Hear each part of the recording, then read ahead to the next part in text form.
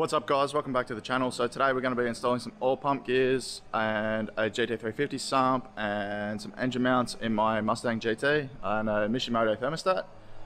The reason for the engine mounts is we're going to a copper jet intake manifold later on, so instead of installing it when I do the manifold, I'm just installing it now while I do the sump, just because it's a bit easier. So check it out, here's some parts. So we're about an hour into it, just got all the shit out of the way, just get to the motor, get both covers off, get the timing cover off. Got all the wiper cowl, everything, water pump, it's got to come off. AC belt, and then we're pretty much ready to get at the chains. So guys, once you get all the covers off, both rocker covers, timing cover, then you set up your timing by, you want your keyway at 12 o'clock, and you want to line up, I don't know if you can see that, you want your mark on the timing chain to line up with the mark on the crank gear. And then on your right hand cam, you want your R logo on your gear to line up with the mark on the chain. Then you undo the tensioner, remove the two chain guides and remove the timing chain on that side. Then you rotate the motor over again to get this timing chain set up. So once the right hand chain is removed, you then rotate the motor over so that the little timing mark on the crank sprocket is at 12 o'clock and your L on your timing chain right here is pointing that way. I would need to have turned the motor over backwards to get the marks on the chains to actually line up to those two marks, so I'm just going to mark them with a pen on this one. There's probably no point, but I'd like to do that anyway. So this is the GT350 oil pump, it says 5.2 right there. So they run a different kind of oil pickup than normal GTs. They run a 2-bolt style, whereas with the GT350 it's built into the plastic pan, whereas on a normal GT it's a separate metal tube, and those 2 bolts are a little bit tricky to get to, but they're not too bad. Also, these bolts that hold the oil pump to the block need to be replaced, so make sure you get some new bolts from Ford. To replace the oil pump gears, you basically just undo all the bolts on the back cover, take the back cover off, remove the old gears. In this case, these are the billet Ford racing gears anyway, because this oil pump came out of a copper jet motor. And then you replace them with your new billet boundary gears or whatever brand you've bought. Also, when you pull your oil pump apart, if your gears are a little scratched up like this, it's not too big of a deal, unless the housing itself is really badly damaged. A little bit of machine sort of marks from the pump spinning is not a big deal. So if it's really scratched though, if you can feel it with a fingernail, then you'd probably want to get a new housing if you're just doing gears. Whereas because I'm doing the sump anyway, I've got to get a brand new housing to suit the sump, so for my case it didn't really matter. But those sort of scratches there, they're no big deal, so there's nothing to worry about. So when you're setting up your new pump gears, I always just like to apply a bit of assembly lube to them.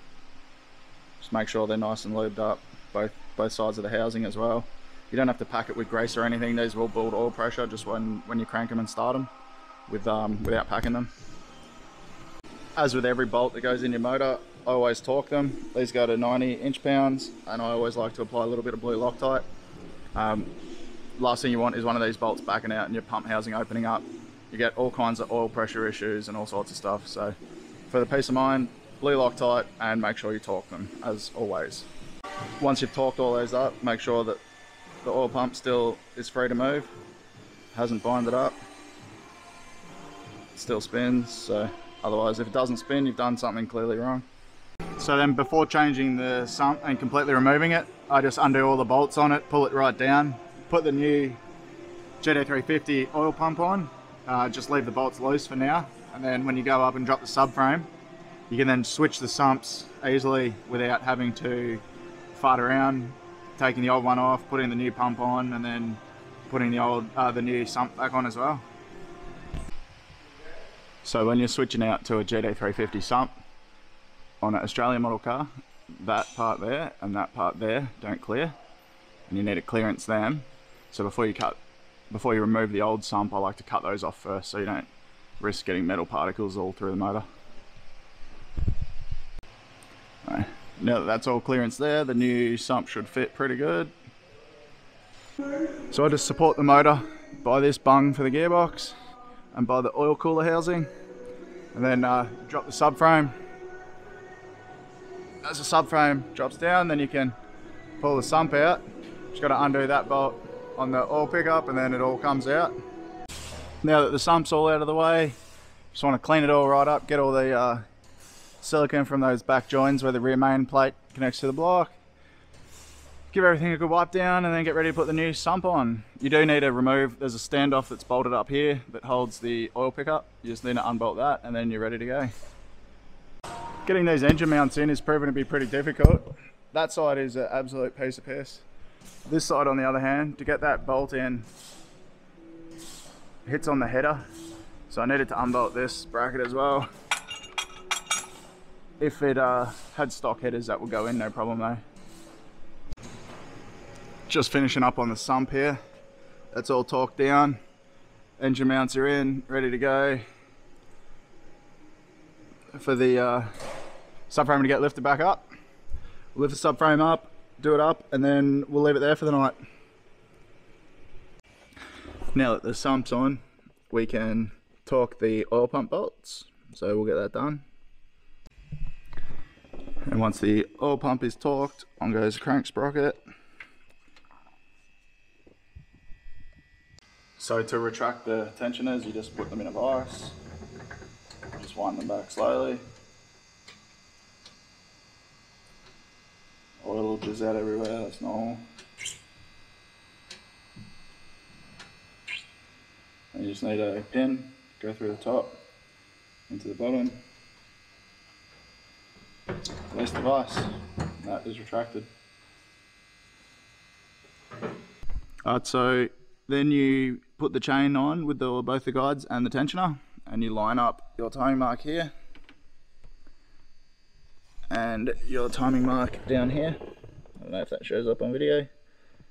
And that chain is on. Then you rotate the motor over till the crank is back at crank keyway is back at 12 o'clock, and then another full rotation, and then you put on the right hand chain. Then once you pull the pin out of the tensioner and everything's been torqued already, you then rotate the motor over 210 degrees till the keyway's at the top, and then another full 360 degrees so that you can put your next timing chain on the other side.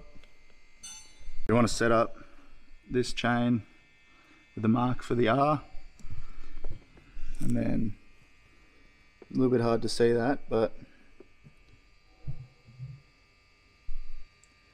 I know the light is kind of in a shit spot for that, but then that mark on the timing gear with the mark on the chain. The chain's got a lot of slack because I haven't actually rotated that keyway all the way to 12 o'clock, so I'll spin that around now. Once the chains are all checked, rotate the motor over again a bunch of times till they all line up again. Check that, which I'm not going to show on camera because I've already done it and the case is already on. Then put the timing cover back on. You need to put dabs of silicone here, here, here, here, and then in the bottom corners to the sump. Then tighten those all down, torque all those, and then do up the lower bolts in the sump coming up to the timing cover. And then once they're all done up, I'll do water pump and rocker covers. Now that the timing cover's back on, all we need to do is put the rocker covers back on. So wipe down the surfaces, apply a dab of silicone right here and right down here, just where the little bit of gasket from the timing cover sticks up, just so that it can seal against the little hole here on the gasket. Now the rocker covers and everything are back on, coils are on, plugs are in, all the limbs are back on, AC belts back on, balancers back on, water pumps on, water pump pulley bolts are tight, alternators back on, plugged in, all the sides all buttoned up. Then all that's left is chuck the thermostat housing on, put the belt on, put the throttle body on, put up all the coolant hoses, put the fans on and fill it with oil and start her up. Got all the intake, everything back on, catch cans back in, all the hoses are all plumbed back on, air filter. Just got to fill it with coolant, fill it with oil, put the battery tray, everything back in, put the wiper panel back on. Then we're ready to start.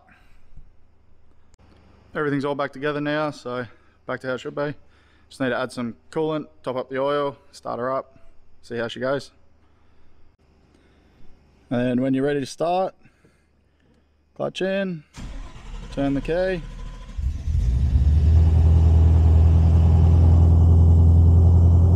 You just want to say oil pressure go to normal, and then we're good. Now the oil pump gears and everything's all done, going to be switching over to some painted calipers I've had laying around for a while, some Penrite racing brake fluid, and some new rotors. Just gave the hubs a quick paint up because they've got a little bit of surface rust on them. Look a little crappy, but they'll be fine. So we crimp the brake hose, undo the caliper, remove the caliper and remove the rotor. Out with the old trash.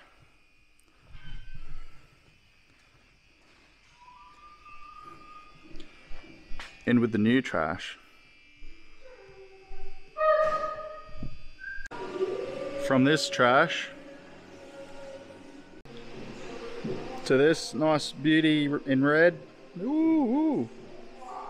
One of the other things I got for my car that I'm going to put on is a US spec lower grille. Get rid of this ugly piece of crap at the bottom. Doesn't match the top grille. Looks a little stupid. Once the bar's off, you just remove this panel, just the bumper support panel. Then you undo all these push clips, remove the lower grille, push the new one in. It's pretty simple. That is much better. Now the upper and the lowers match. No more mismatched trash.